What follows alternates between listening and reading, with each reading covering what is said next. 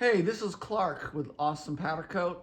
We're doing engine tin installation on the Volkswagen Type 3 engine.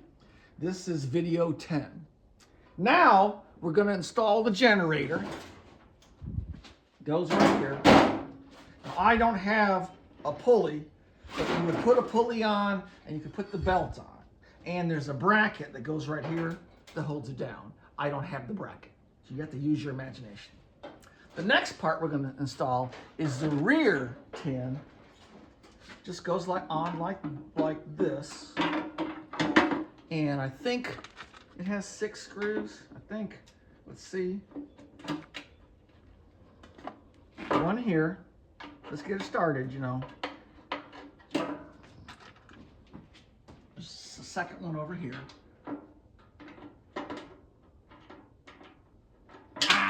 And then you drop the screwdriver. It happens. Third one goes here. The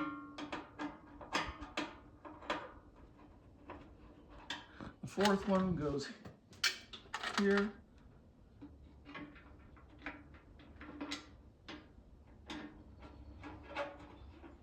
The fifth one goes over here.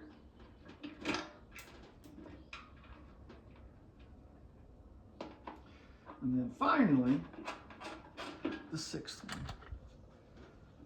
So that's this is the air inlet to the engine.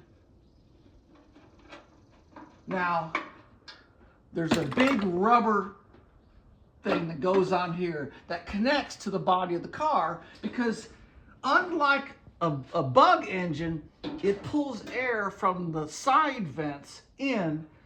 That way the air is not preheated.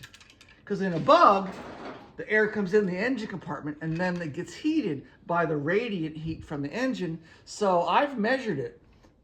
The air temperature that's actually cooling your cylinders is 10 to 20 degrees Fahrenheit hotter than ambient.